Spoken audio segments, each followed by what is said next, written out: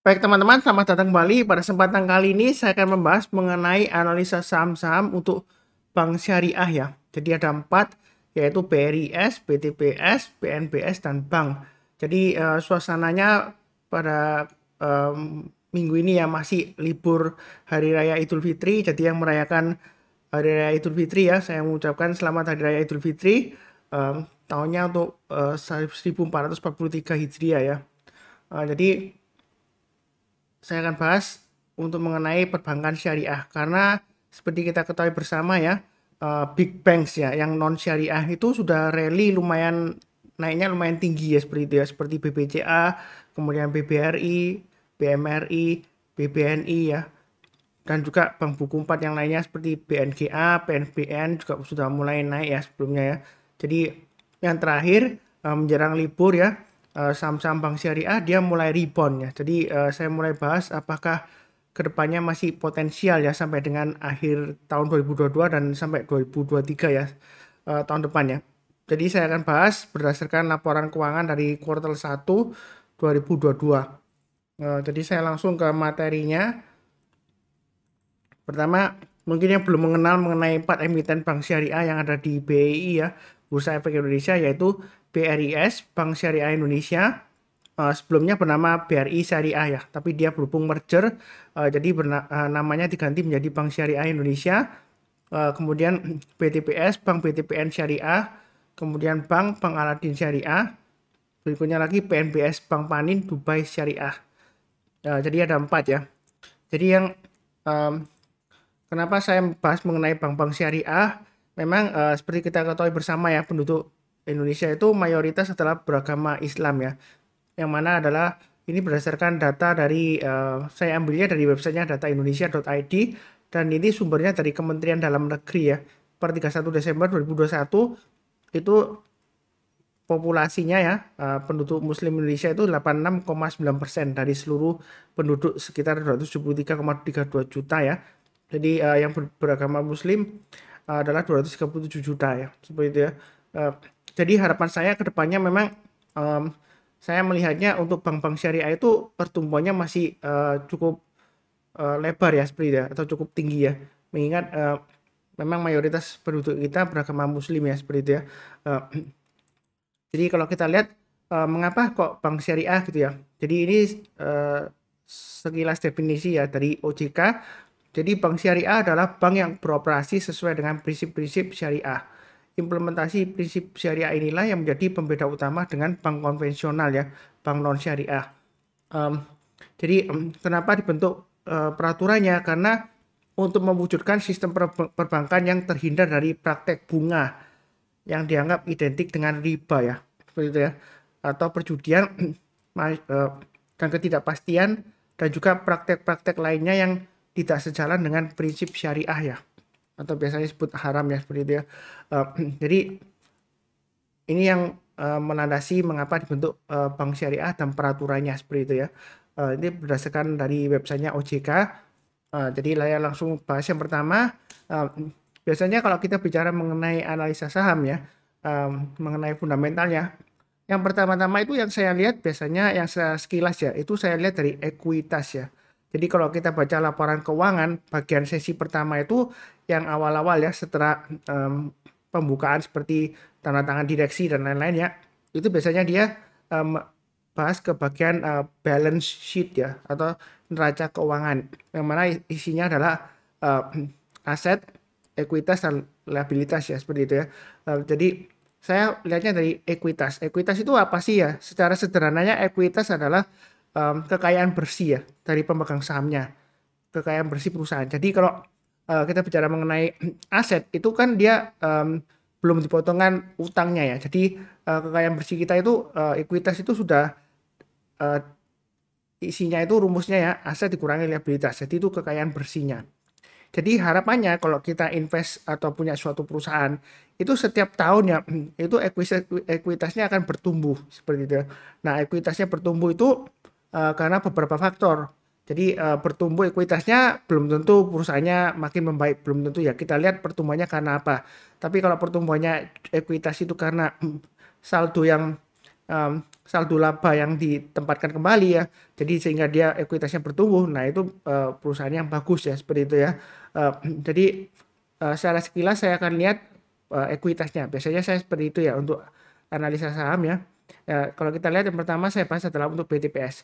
Ekuitasnya saya bandingkan dengan akhir Desember 2021 ya. Biasanya sih kalau bicara mengenai aset ekuitas dan liabilitas biasanya per akhir tahun ya. Jadi walaupun di per akhir Maret ya dicantumkan ya di laporan keuangannya. Tapi kita perbandingkan dengan akhir Desember 2021 itu pertumbuhan ekuitasnya untuk BTPS sekitar 5,18. Nah, kalau kita lihat di sini pertumbuhan ekuitasnya karena apa? Karena adanya saldo laba yang ditempatkan kembali ya. Seperti itu ya. Biasanya ada dua seksi ya, dicadangkan dan belum dicadangkan. Jadi ini pertumbuhannya murni karena saldo laba seperti itu ya. Jadi lumayan bagus ya 5,18% itu untuk BPS. Berikutnya untuk BRIS atau Bank Syariah Indonesia ya. Jadi kalau kita perhatikan di sini ini ekuitasnya dia kalau pada 31 Maret 2022 dibandingkan dengan 31 Desember 2021 itu kenaikannya sekitar 3,88%. Memang nggak setinggi dengan BTPS ya.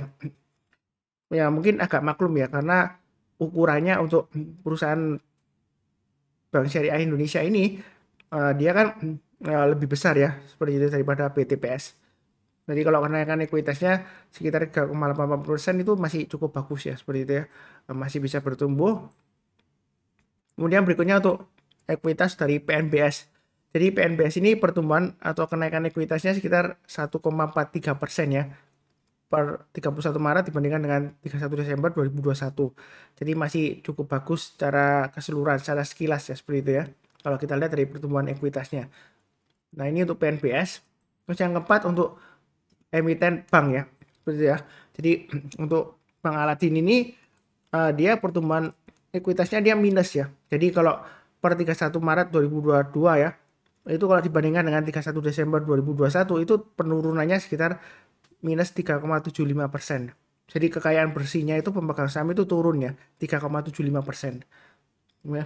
Jadi kalau Anda misalnya mempunyai perusahaan, Anda kan maunya setiap tahun kekayaan bersihnya naik ya, seperti itu ya. Nah, naiknya karena apa? Ya salah satu faktornya adalah saldo labanya. Kalau dia mengalami penurunan biasanya karena adanya kerugian ya, seperti itu ya. Jadi ada perubahan ekuitasnya menurun seperti itu. Salah satu faktornya seperti itu. Kemudian berikutnya barusan kita lihat ke bagian pendapatan dan laba bersihnya. Nah, kalau kita bicara mengenai bank syariah, itu nggak ada yang namanya bunga, nggak ada ya. Jadi contohnya perbedaan sederhananya antara bank syariah dengan bukan bank syariah ya. Misalnya untuk di bank konvensional seperti bank BRI ya. Jadi kalau kita misalnya kita mau beli rumah ya, terus uang kita nggak cukup, kita ke bank biasa, bank non syariah ya, itu biasanya kita istilahnya kita meminjam uang ke bank untuk membeli rumah ya, dan bank akan membebankan kita bunga ya seperti itu ya. Tapi kalau prinsip syariah itu prinsipnya bukan uang dengan uang, tapi dia dengan barang ya seperti itu ya. Jadi ceritanya kalau kita secara syariah ingin mempunyai rumah ya, ingin membeli rumah, kita datangnya ke bank syariah itu bukan istilahnya bukan meminjam uang, enggak ya seperti itu ya. Jadi akadnya biasanya jual beli ya. Jadi pihak bank itu akan membeli dari developer atau pemilik rumahnya ya. Kemudian kita membayar ke bank tersebut dengan cara menyicil ya seperti itu ya. Jadi konsepnya berbeda, bukan nggak ada hubungannya dengan bunga ya kalau syariah ya seperti itu. Jadi prinsipnya jual beli ya. Jadi kalau Anda datang ke bank syariah untuk punya rumah, Anda jangan bilang saya mau meminjam uang, salah ya seperti itu ya. Konsepnya berbeda. Kalau di bank syariah itu nggak ada istilahnya meminjam uang, nggak ada ya seperti itu ya. Jadi hubungannya bukan uang dengan uang, tapi uang dengan barang seperti itu ya, jual beli ya seperti itu ya. Salah satunya seperti itu. Kemudian kalau kita lihat di sini untuk PTPN ya syariah ya, dia pendapatan pengelolaan dana ya. Kalau di bank konvensional non syariah itu biasanya bilangnya pendapatan bunga, tapi kalau di syariah itu pendapatan pengelolaan dana oleh bank sebagai mudarib ya, atau sebagai pengelolanya. Jadi kalau kita lihat pendapatannya dia naik 12,7%. Itu pendapatan kotor ya, seperti itu ya. Jadi Kalau kita lihat sini sampai turun ke bawah ya, itu dia laba bersih tahun berjalannya itu dia naiknya 9,55%. Ini year on year ya. Jadi 31 Maret 2022 dibandingkan dengan 31 Maret 2021. Jadi kenaikannya lumayan bagus ya, 9,55%. Dan kalau kita lihat di sini semuanya sih dari atas sampai bawah wajar ya, nggak ada yang sesuatu yang kita perhatikan khusus, nggak ada ya seperti itu ya. Jadi lumayan bagus untuk BTPS ya, BTPN Syariah. Oke, kemudian berikutnya untuk bank syariah ya, yang terbesar ya, dia pendapatan pengelolaannya naik ya 3,47%, itu pendapatan kotornya, dan untuk laba bersihnya naiknya 33,17%. Nah mungkin ada yang bertanya, loh Pak Sunar, pendapatan pengelolaannya hanya naik 3,47% kok pendapatan laba bersihnya ya, maksudnya laba bersihnya kok naiknya jauh lebih tinggi 33,17%. Nah kalau kita lihat di sini ada kenaikan dari faktor pendapatan usaha lainnya ya, jadi di luar dari pengelolaan dana seperti itu ya. Kemudian juga yang kalau saya lihat di sini yang menariknya ya, yang saya lihat ya, sepertinya pembagian hasil untuk pihak ketiga dia mulai berkurang ya seperti itu ya. Jadi kalau kita membandingkan dengan non syariah ya, ada kemungkinan ini seperti penurunan suku bunga ya seperti itu ya. Tapi kalau di bank syariah itu istilahnya bagi hasil ya, bukan bunga ya. Ya karena mereka prinsip syariah nggak memakai bunga ya seperti itu ya, bagi hasil ya. Jadi berbeda. Jadi kalau kita perhatikan di sini kurang lebih sih faktornya karena itu ya, kenapa kok kenaikannya dia lumayan besar ya, 33,17% laba bersihnya seperti itu ya. Kalau saya lihat sih lain-lainnya sih seperti beban usaha ini nggak ada yang sesuatu yang nggak wajar gak ya, semuanya kurang lebih wajar ya seperti itu ya. Kemudian berikutnya untuk Bank Panin ya. Nah kalau kita lihat di sini pendapatan pengelolaan dana dia naik 27,5% ya, year on year. Kemudian laba bersihnya dia naiknya tinggi banget ya, 1.604,9%. Jadi naiknya luar biasa ya. Kalau kita perhatikan di sini naiknya sih dia 1.600%, 1.600% ya, seperti itu ya. Jadi kalau kita lihat di sini padahal pendapatan pengelolaan dananya hanya naik 27,5% kok laba bersihnya naik tinggi banget. Nah kita barusan lihat poin-poinnya di sini ya. Jadi kalau kita lihat di sini ya, pendapatan usaha lainnya ini ada yang mengalami kenaikan luar biasa di sini ya. 35, 130, 186 ya di sini ya. Nah kalau kita perhatikan di situ ini artinya ya, ini kan dalam satuan ribuan ya, berarti kita bacanya ini sekitar 35 miliar ya seperti itu ya. Jadi pendapatan usahanya sekitar 35 miliar ya. Ini jauh lebih tinggi daripada sebelumnya, hanya 4,5 miliar ya. Seperti itu ya. Jadi kalau kita lihat ini di poin nomor 30 ya. Jadi kalau kita baca laporan keuangan di poin ke-30 ya, ini saya perlihatkan ya.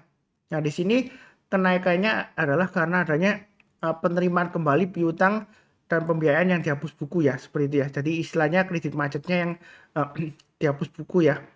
Dia mendapatkan dana di sini karena mungkin menjual jaminannya seperti itu ya.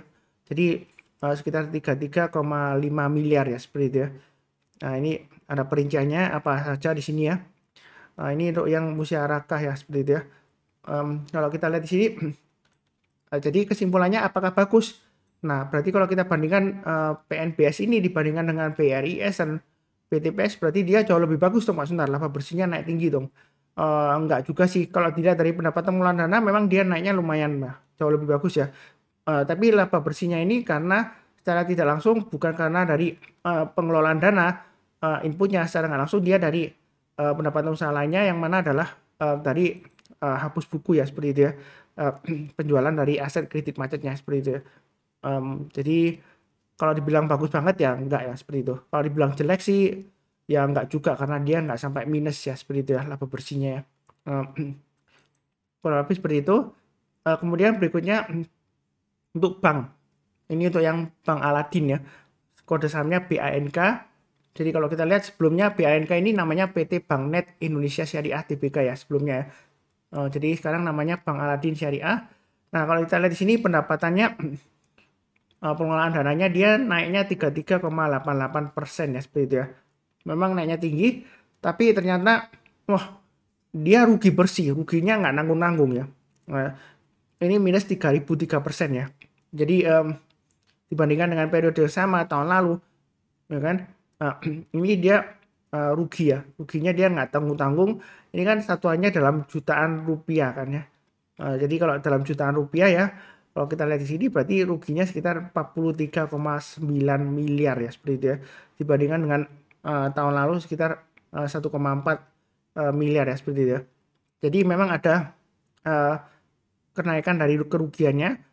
Dan kalau kita lihat kerugiannya kebanyakan karena adanya beban operasional di sini ya.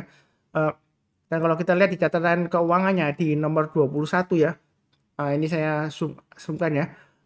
Jadi di sini kalau kita lihat lonjakan yang paling signifikan adalah gaji dan upah ya naik ya seperti itu ya. Kemudian tunjangan karyawan dan juga biaya seperti komunikasi, kemudian faktor-faktor teknologi sepertinya seperti itu ya. Perlengkapan kantor juga dia bertambah dan lain-lain ya. Jadi memang ada istilahnya sih ekspansi ya. Ini kelihatannya seperti ada penambahan karyawan atau gimana saya nggak tahu pasti ya. Kalau misalnya karyawannya jumlahnya nggak nambah banyak ya, ya berarti karyawan sekarang dia makmur ya, gajinya mungkin lebih naiknya lebih tinggi ya, karena ini kalau kita lihat dari laporan keuangannya gaji dan upahnya itu naiknya hampir 3 kali lipatnya seperti itu. Lebih dari 3 kali lipatnya ya seperti itu ya. Kalau dilihat dari tunjangan karyawan yang kenaikannya kurang lebih 3 kali lipatnya, ada kemungkinan jumlah karyawannya 3 kali lebih banyak dari sebelumnya ya seperti itu ya. Kurang lebih sih seperti itu. Jadi untuk yang BANK ini dia masih rugi ya, dan ruginya dia malah melebar atau lebih dalam ya. Jadi dari keempat itu yang paling bagus yang mana? Yang pilihan saya yang saya punya sendiri adalah saya punya 3 ya, BTPS ada, kemudian BRIS ada, dan PNBS ada yang terakhir ya. Memang yang PNBS ini saya punyanya nggak banyak ya seperti itu ya. Tapi yang paling banyak saya punyanya BTPS, kemudian berikutnya adalah Bank Syariah Indonesia atau BRIS ya. Jadi ini BTPS yang saya punya sahamnya, kemudian BTPS, BRIS, kemudian PNBS ya. Ini saya punya 3 ya. Untuk yang Bank Syariah. Jadi kalau kita perhatikan di sini secara sekilas ya, ini di RTI Business kalau Anda punya aplikasi di handphone ya atau smartphone ya, ini RTI Business for Android ya, screenshotnya. Nah ini saya perbandingan yang saya lihat biasanya secara sekilas untuk emiten perbankannya, saya lihatnya dari book value-nya ya atau PBV-nya juga ya. Jadi kalau kita lihat di sini PBV-nya BTPS itu yang 3,54 ya. Kemudian yang berikutnya BRIS 2,5, yang murah adalah PNBS ya 1,08 ya.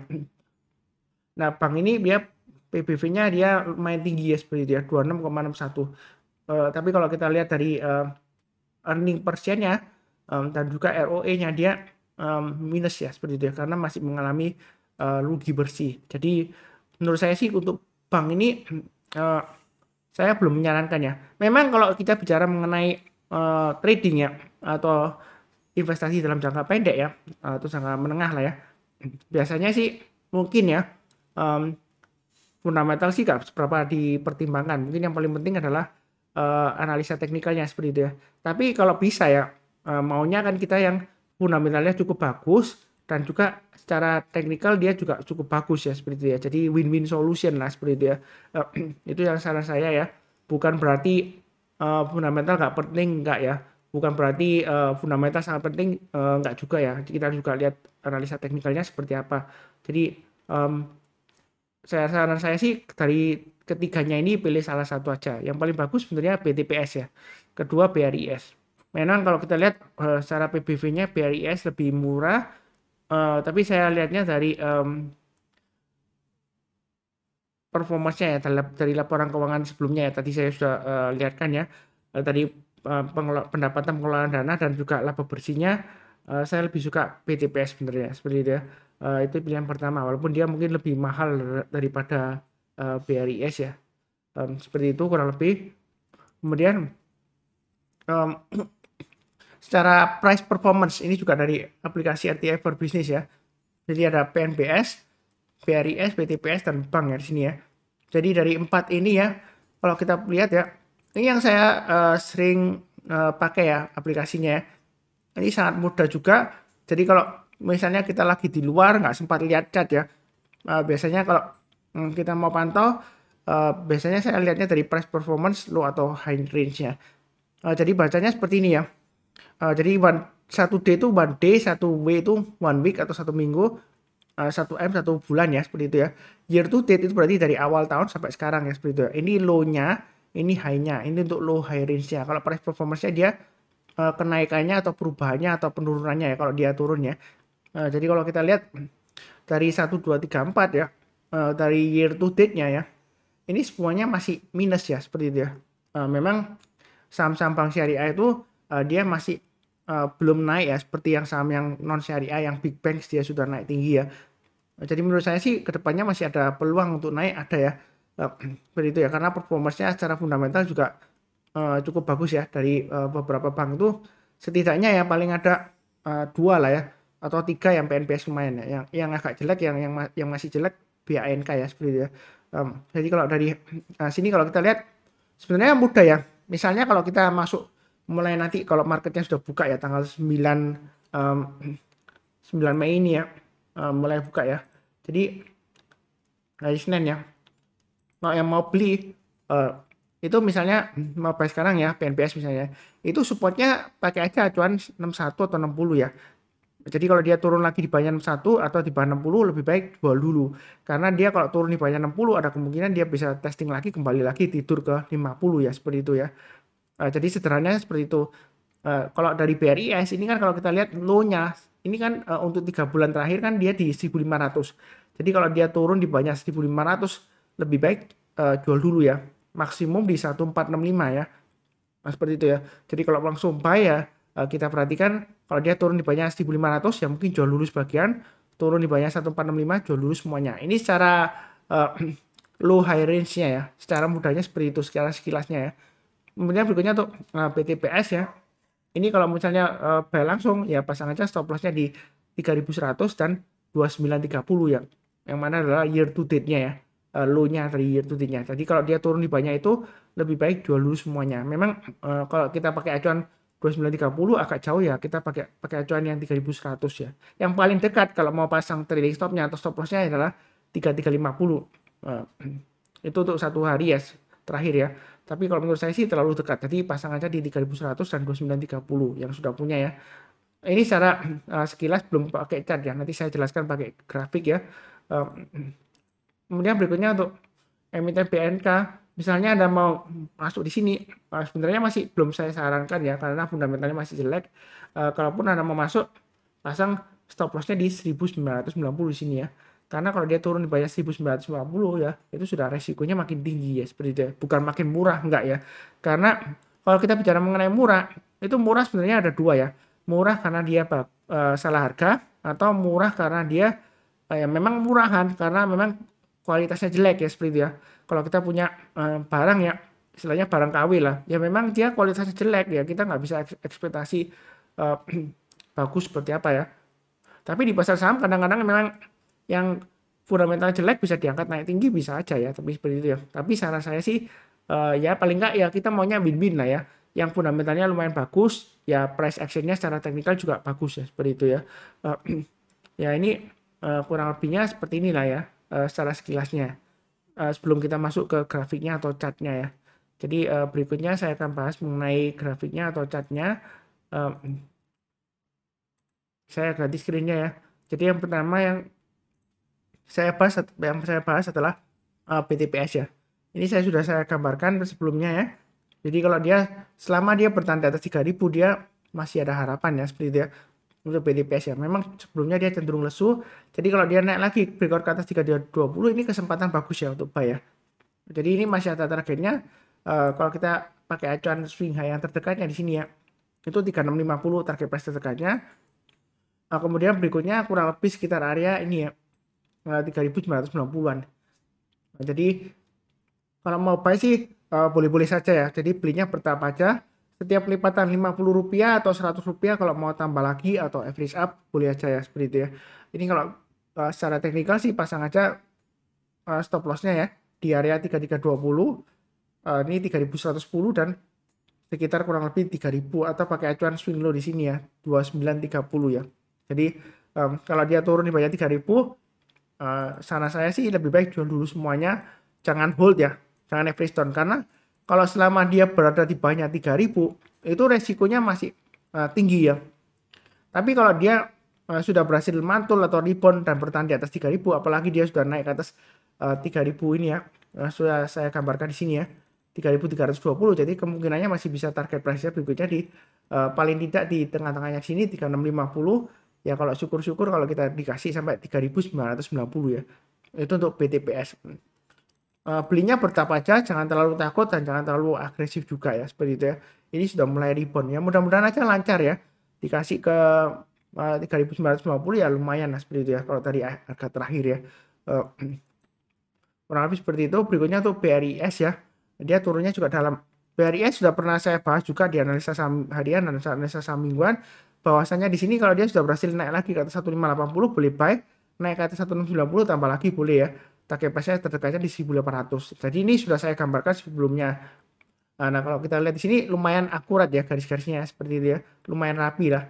Jadi kalau dia naik ke atas 1580, ini boleh buy ya seperti itu ya. Pasang aja stop lossnya di 1465 atau di tengah-tengahnya sini kalau mau tambahin bertahap ya. Pasang stop lossnya di 1500, artinya kalau turun di bawah 1500 jual dulu sebagian, turun di bawah 1465 jual dulu semuanya. Jadi ini sudah mulai rebound, mudah-mudahan aja dia lancar sampai ke ya paling tidak lah di 2000 lah ya. Kalau kita lihat di sini 1800 dia resisten lumayan kuat ya. Tapi kita jangan terlalu kaku ya. Misalnya kalau dia berhasil breakout ke atas 1800, jangan kita takut langsung jual. Oh, Pak Sunar itu pasti turun. Karena sebelumnya dia turun ya, gagal ya. Nah, belum tentu. Jadi kita jangan terlalu kaku. Kalau sebelumnya dia gagal tembus resistennya, sudah berhasil tembus, kemudian dia turun lagi, belum tentu kali ini kalau dia tembus ke atas dia turun lagi, belum tentu. Ya, pasang aja trailing stop atau stop loss ya. Nah, disesuaikan dengan risiko profil masing-masing. Kurang lebih seperti itu. Kemudian berikutnya untuk emiten bank BANK, Bank Ladin. Ini masih cenderung risiko turun ke bawah. Terakhir aja dia swing low di sini, dia lower low daripada sebelumnya di sini ya. 1990 itu lower low-nya. Jadi kalau buy sekarang sebenarnya risikonya lumayan tinggi. Paling tidak kalau mau buy secara teknikal ya, dalam jangka pendeknya itu tunggu kalau dia sudah berhasil naik ke atas 2200 atau di sini ada swing high di sini ya 2140. Itu paling cepatnya. Jadi kalau dia naik ke atas 2140 atau 2200 kita buy, buy-nya bertahap aja, naik ke atas 2340 tambah lagi target price-nya di 2560. Jadi ini sudah pernah saya gambarkan garis-garisnya. Yang ngikutin garis saya ya lumayan ya. Paling tidak naik ke atas 2200 buy, naik ke atas 2340 tambah lagi 2560 target price-nya tercapai. Walaupun kalau gagal ya jangan lupa pasang trailing stop-nya dan stop loss-nya. Nah, seperti itu ya. Secara fundamental memang di antara keempat bank BANK ini yang masih negatif ya, seperti itu laba bersihnya dan juga ekuitasnya dia turun ya dibandingkan dengan akhir tahun lalu ya. Jadi kurang lebih seperti itu. Berikutnya PNBS. Ini mungkin yang agak menarik ya, karena harganya lumayan murah ya. Tapi kalau kita lihat di sini, Pak Sunar, apakah nggak bahaya nih dekat dengan 60 nih? Ya kita pakai acuannya stop loss-nya di 60. Kalau mau buy sekarang sih boleh-boleh saja. Memang kecenderungan dia tangkap pisau jatuh ya. Ini kan ceritanya dia di bawah ya seperti itu ya. Kalau kita memandangkan sebelumnya dia sempat naik ke atas kemudian turun, kemudian sideways ini di bawah. Jadi ini sebenarnya kesempatan kita untuk nyicil, tapi buy-nya jangan terlalu agresif ya. Jadi strateginya itu kalau naik kita tambah lagi atau average up, tapi kalau turun jangan di average down ya, jangan hold ya. Jadi kalau misalnya kalau kita buy, kalau turun di bawah 60 lebih baik jual dulu semuanya ya seperti itu ya. Kalau dia gagal bertahan di atas 60. Tapi kalau dia berhasil naik lagi ke atas 70, mau tambah lagi atau average up silakan naik lagi ke atasnya ini ya. Kalau kita lihat ini swing high sebelumnya di 79, kita boleh tambah lagi atau average up. Maka kalau dia sudah berhasil naik ke atas 79, target price berikutnya di mana kira-kira ya kurang lebih target price-nya bisa sampai ke area paling tidak di 97-an di sini ya. Itu kurang lebih gambar-gambar garis-garisnya untuk support resistennya untuk PNBS. Jadi bahwasanya untuk bank-bank syariah ini kesempatannya masih ada ya untuk rebound ya. Memang kecenderungan masih lesu dibandingkan dengan bank non syariah yang besar ya seperti BBRI, BBCA, BMRI, BBNI ya. Tapi saya melihatnya ada kesempatan untuk rebound ya setelah Lebaran Hari Raya Idul Fitri ya. Yang mudah-mudahan aja sukses sampai paling tidak ya akhir tahun lah seperti itu ya. Mungkin ada yang berpendapat, Pak Sunar, bukannya kalau Mei itu sell in May, Pak Sunar. Sell in May and go away gitu ya. Kalau saya sih, kalau ditanya mengenai sell in May and go away, saya balik bertanya, yang dijual apanya, saham apa? Semua saham kah gitu ya. Kalau semua saham dijual, ya kan? Berarti kalau semua rame-rame jual, apakah indeks bakalan turun dalam? Ya kita nggak akan pernah tahu. Tapi pada sejarahnya memang seringkali bulan Mei itu kecenderungan turun ya seperti itu ya, berdasarkan tradisi ya seperti itu ya. Jadi kalau saya sih fokusnya bukan di indeksnya ya, fokusnya ke saham-saham yang ada di portfolio dan juga di watch listnya ya. Jadi kalau misalnya sudah turun di banyak supportnya ya kita tunggu aja, kalau dia sudah berhasil naik lagi atau rebound breakout dari support sebelumnya yang ditembus ke bawah ya, kita kalau lihat kalau sudah berhasil naik ke atas atau rebound ya kita mulai buy seperti itu ya. Jadi fokus aja ke portfolio kita, jadi jangan sampai kita itu ikutan panik padahal saham-saham yang kita punya misalnya ya masih uptrendnya masih bagus, koreksinya masih wajar, terus kita panik jual ya kan. Nah masalahnya kan biasanya kalau kita sudah jual, kita maunya buybacknya kan di harga lebih rendah daripada harga jual kita kan, buybacknya kalau kita mau beli kembali. Nah kalau dia naik lagi, breakout lagi ke atas, kita nggak berani beli, akhirnya kita ketinggalan profitnya seperti itu ya. Jadi intinya adalah fokus kepada garis-garis yang sudah saya berikan. Untuk beberapa saham saya sudah sering bahas di analisa saham harian dan juga analisa saham mingguan ya seperti itu ya. Jadi kurang lebih cukup ya. Jadi sekali lagi saya ucapkan selamat Hari Raya Idul Fitri ya. Bagi yang merayakan, bagi yang beragama Muslim terutama ya. Dan juga seperti biasanya saya doakan selalu semuanya selalu sehat, damai dan sejahtera selalu ya. Dan juga mohon maaf jika ada kata-kata yang selama ini mungkin saya menyinggung atau salah ucap gitu ya. Kurang lebih seperti itu. Amin ya. Terima kasih banyak. Sekian.